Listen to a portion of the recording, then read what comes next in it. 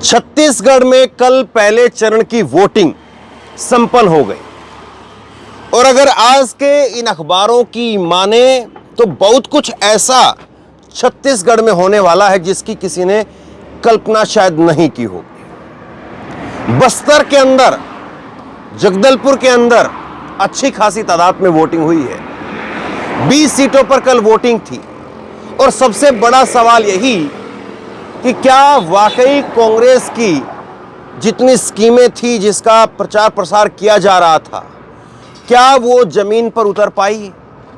क्या लोगों ने उस पर विश्वास किया? आज के अखबार कुछ मेरे पास में है और सबसे बड़ा जो मुद्दा बताया गया है वो है धान खरीदी का और कर्ज माफी का। धान खरीदने का जो फैसला छत्तीसगढ़ के अंदर 2640 रुपए में जो सरकार ने लिया, वादा किया था 2500 रुपए तक धान खरीदेंगे, लेकिन 2500 रुपए के धान को भी 2640 रुपए में, यानी 140 रुपए और ज्यादा जो कांग्रेस ने पिछला वादा किया था 2500 रुपए में धान खरीदने का, उससे 140 रुपए और ज्यादा बढ़ा करके जो धान खरीदा, किसानों के बीच में सबसे बड़ा फैक्टर वो, और दूसरा कर्ज माफी का फैक्टर। इन दोनों चीजों पर बात करेंगे, लेकिन उसके साथ साथ बहुत सारी जगह से जो खबरें आ रही हैं, और कल मैं खुद राजनांदगांव के अंदर मौजूद था, रमन सिंह की सीट के ऊपर मौजूद था, और अब सबसे बड़ा सवाल खड़ा हो गया है, चर्चाएं चलने लगी हैं कि क्या रमन सिंह भी अपनी सीट हार रहे हैं। बस्तर के अंदर, बस्तर संभाग की 12 सीटें और 8 सीटें राजनांदगांव की, और वहां पर क्या कुछ होगा, यही जो है वो सवाल है, और यही आज के कुछ अखबारों में इसका जिक्र है। और एक सबसे बड़ी जो गेम चेंजिंग कांग्रेस पार्टी की स्कीम हो सकती है वो है 107 रुपए में सिलेंडर खरीदने का। अब देखिए, कई सारी चीज़ें हमें पता नहीं चल पाती हैं जब हम दिल्ली में या और कहीं बैठ करके हम बात करते हैं, लेकिन थोड़ा जब लोकल स्तर पर उतरेंगे तब समझ में चीज़ें आएंगी। 107 रुपए में अब कांग्रेस जो है वो कह रही कि उज्ज्वला हितग्राहियों को कांग्रेस के वादे के हिसाब से सिर्फ 107 रुपए में सिलेंडर मिलेगा, यानी करीब करीब 100 रुपए में। उज्ज्वला कनेक्शन जिनके पास में है गैस सिलेंडर का, उनको 100 रुपए के अंदर सिलेंडर मिलेगा। ये बात जो है वो कांग्रेस कह रही है, और इसके पीछे अलग अलग जो है वो उन्होंने स्कीमों का जिक्र बताया है। अब दूसरे चरण का मतदान होना है। 17 तारीख को 70 सीटों पर दूसरे चरण का मतदान होना है। और अगर 2018 की बात करें तो 2018 में 70 में से 52 सीटों के ऊपर कांग्रेस जीती थी। अब की बार स्थिति क्या होगी, क्योंकि अभी तक जिन 20 सीटों के ऊपर चुनाव हुआ है उसमें से ज़्यादातर अनुसूचित जनजाति के लिए सीटें रिजर्व थी, लेकिन अब की बार जब वोटिंग होगी वो शहरी क्षेत्र में होगी। रायपुर है, बिलासपुर है, इन क्षेत्रों में वोटिंग होगी। तो ये 70 सीटें ये बहुत महत्वपूर्ण है छत्तीसगढ़ की कुर्सी के लिए। तो इन पर क्या होगा, ये सवाल है। रसोई गैस के सिलेंडर पर जो है वो कांग्रेस एक अलग तरीके से जो है यहाँ पर गणित बता रही है कि 107 रुपए के अंदर हम जो है सिलेंडर देंगे और 200 यूनिट तक बिजली फ्री, ये जो तमाम जो चीज़ें हैं, और 3200 क्विंटल तक धान की खरीदी। अभी 2640 रुपए में जो 2500 रुपए का वादा था वो 2640 में उसको धान खरीदी हुआ, और अब जो है वो 3200 रुपए तक। तो ये गांव देहात में मुद्दे कितना काम कर रहे हैं, कितना लोग इस पर यकीन कर रहे हैं। कल खैरागढ़ विधानसभा के अंदर मैं था और एक मेडिकल स्टोर वाले ने बाकायदा इस बात को कहा। अब सोचिए जरा, मेडिकल स्टोर जो व्यक्ति चला रहा है, जाहिर सी बात है कि बहुत कम जो है चांस है कि उसकी खेती हो, लेकिन वो भी इस बात को मान रहा है कि कर्ज माफी का जो मुद्दा है उससे कांग्रेस को कहीं ना कहीं बेनिफिट होता हुआ दिखाई दे रहा है। राजनांदगांव की जो सीट है, रमन सिंह की अगर बात करें तो रमन सिंह जो है वो कभी उस तरह से जब 5 साल के अंदर जो अभी विपक्ष की राजनीति के तौर पर अगर देखें तो रमन सिंह कोई बड़ा आंदोलन या किसी तरह से मुखर होकर के सड़कों के ऊपर बहुत प्रचंड तरीके से भूपेश बघेल की सरकार को घेरते हुए नजर नहीं आए। और आज की खबर जो है मैं आपको दिखाऊं, पहले पन्ने की जो खबर है उसको अगर आप देखेंगे तो नरेंद्र मोदी जो है वो अपने लेवल पर और अपने तरीके से चुनाव को बनाने की कोशिश कर रहे हैं। ये देखिए नरेंद्र मोदी जी का कल का ही बयान है, मुख्यमंत्री का कार्यालय सट्टेबाजों का अड्डा कैसे बना हुआ था। ये नरेंद्र मोदी जी का बयान है। अब एक हफ्ते पहले इन चीज़ों को जो है वो शुरुआत की गई बीजेपी की तरफ से। हालांकि ये जो मामला है महादेव ऐप का, इसको लेकर के 24 अगस्त को भूपेश बघेल की सरकार ने, खुद भूपेश बघेल ने प्रेस कॉन्फ्रेंस करके कहा था कि महादेव ऐप को बैन कर दिया जाए, लेकिन तब सरकार ने बैन नहीं किया इस ऐप को। अब उस मामले को जो है वो नए सिरे से धार दे करके उसको पेंट करके पेश किया जा रहा है। तो अब इस पर लोग कहाँ तक पहुँचे हैं, कहाँ तक जो है लोगों के पास में बात पहुँची है, क्योंकि छत्तीसगढ़ की अगर आप बात करेंगे तो छत्तीसगढ़ में आबादी जो है वो कम है और ख़ास करके जो कल भी 20 सीटों पर जहाँ पर मतदान हुआ है तो वहाँ पर जो है ये सारी चीज़ें पहुँचा पाना, महादेव ऐप का जिक्र मुझे नहीं लगता है। और हमने कई सारे लोगों से कल ग्राउंड पर बात भी की और अब आगे भी बात करेंगे। ग्राउंड पर ये जो चीज़ें हैं एक हफ्ते के अंदर पहुँचनी बहुत मुश्किल है।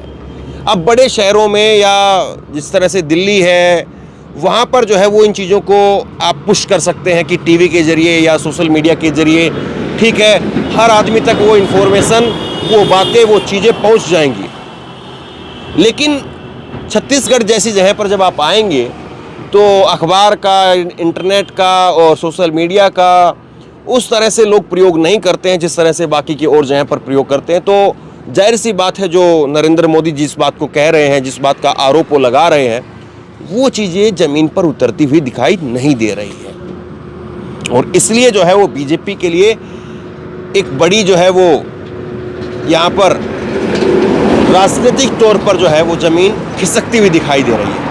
अब नरेंद्र मोदी जो है वो पूरे चुनाव को अपने नाम पर जो है वो लड़ने की कोशिश कर रहे हैं। ये देखिए इस तरह के विज्ञापन जो है वो यहाँ पर अखबारों में पहले पन्ने पर चल रहे हैं और रमन सिंह का चेहरा आपको दिखेगा भी नहीं।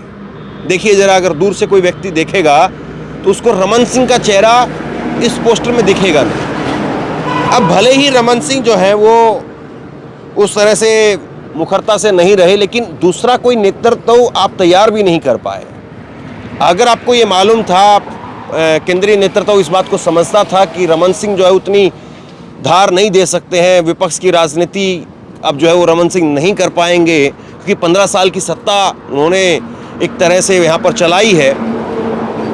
और 15 साल की सत्ता के बाद में आप विपक्ष की राजनीति के तौर पर जब आप उतरें तो फिर बहुत कम चांस होते हैं। और रमन सिंह की उम्र और उनका जिस तरह से उनकी राजनीति रही है तो वो उस तरह की रही भी नहीं है कि वो मुखरता से सड़कों पर या धरने प्रदर्शन या अनशन वगैरह करना, उस तरह की राजनीति कर पाएँ। तो बीजेपी को कहीं ना कहीं दूसरा नेतृत्व जो है वो तैयार करना था, लेकिन उसमें भी बीजेपी जो है वो कामयाब नहीं हो पाई। रमन सिंह ही एक चेहरा है और उसके अलावा दूसरा कोई और चेहरा बीजेपी पेश भी करती है तो लोग, छत्तीसगढ़ के लोग ही पहचान नहीं पाते हैं उस चेहरे को, क्योंकि हर किसी की एक अपनी जो है वो दायरा है। हर कोई जो है वो एक इलाके में, बिलासपुर का नेता है तो बिलासपुर रायपुर में अपनी पहचान रखता है, बस्तर की तरफ से अगर कोई नेता है तो वो बस्तर और उधर पहचान रखता है, रायपुर बिलासपुर में उसको कोई नहीं पहचानेगा। तो ये लूप पोल भी है। और इन सब के बीच में जो दो बड़ी चीज़ें रही हैं वो ये रही है, एक तो बस्तर के अंदर सर्वाधिक सबसे ज़्यादा जो वोटिंग हुई है वो बस्तर में हुई है 84.65%। और कल रात को जब मैं आपको अपडेट बता रहा था तो उस वक्त में 78% का जो है मतदान की बातें सामने आ रही थी। और अब देर रात तक जो है वो फीडबैक आता रहा और आखिरी जो अभी जो आंकड़े आए हैं वो 84% मतदान के आंकड़े जो है वो बस्तर से आए हैं। और सबसे कम मतदान जो है वो कोंटा के अंदर हुआ है, 50% मतदान हुआ है। और दंतेवाड़ा के अंदर, दंतेवाड़ा जो है वो नक्सल प्रभावित क्षेत्र है, लेकिन दंतेवाड़ा में भी पिछली बार के मुकाबले 7% ज़्यादा मतदान हुआ है। और राजनांदगांव की जहाँ पर हम बात कर रहे थे तो राजनांदगांव के अंदर भी 75% मतदान हुआ है। कुछ जगह पर जो है वो छिटपुट जो है वो खबर आई नक्सली हमले को लेकर के, लेकिन उनका जवाब भी दिया गया और बहुत हद तक चुनाव को जो है वो प्रभावित नहीं कर पाए। और यही एक अपने आप में बहुत बड़ी जो है वो कामयाबी है, सुरक्षा बलों की भी कामयाबी है, चुनाव आयोग की भी कामयाबी है कि चुनाव को लेकर के और जिस तरह से नक्सल प्रभावित क्षेत्र में चुनाव को लेकर के जो मुश्किलें रहती हैं वो इस बार जो है उन पर पार पाया गया। और जिस तरह से व्यवस्था बनाई गई थी, हेलीकॉप्टर के जरिए जो मतदान कर्मी हैं उनको वहाँ पर ड्रॉप किया गया और हेलीकॉप्टर के जरिए ही उनको वहाँ से लाया गया। तो अब कुल मिलाकर के 20 सीटों का जो गणित है वो ईवीएम में बंद हो चुका है और अब 70 सीटें जो हैं वो बाकी हैं और 70 सीटों पर 17 तारीख को मतदान होगा। लेकिन जिस तरह से कल की 20 सीटों पर जो रुझान दिखा तो जाहिर सी बात है अब वो रुझान 10 दिनों में बाकी के जगह पर भी पहुंचेगा। लोग जो है वो बात करेंगे क्योंकि हर किसी की दिलचस्पी इस बात में होती है कि पहले चरण का मतदान हुआ है तो वहाँ पर स्थिति क्या है। और हर कोई जो है एक जो फ्लोटिंग वोटर जिसको कहते हैं, एक होता है कार्यकर्ता, एक होता है पार्टी कैडर से जुड़ा हुआ, एक होता है जिसकी विचारधारा किसी पार्टी के साथ जुड़ी हुई वोटर होता है, लेकिन एक वोटर होता है जो फ्लोटिंग वोटर होता है। फ्लोटिंग वोटर को ना बीजेपी से मतलब होता है ना कांग्रेस से मतलब होता है। फ्लोटिंग वोटर जो है वो जिधर की हवा बह रही होती है उधर फ्लोटिंग वोटर चला जाता है। और कई बार ऐसे में जो निर्दलीय प्रत्याशी होता है अगर उसकी हवा भी ज़्यादा अच्छी है तो वो उधर भी निकल जाता है। तो वो फ्लोटिंग वोटर जो है वो इस बार किसकी तरफ जाएगा, ये 20 सीटों का रुझान जो है वो भी अपने आप में टटोलेंगे। 10 दिनों में हर कोई इस बात को जांचेगा, परखेगा कि कैसे जो है वो वहाँ पर क्या कुछ हुआ है।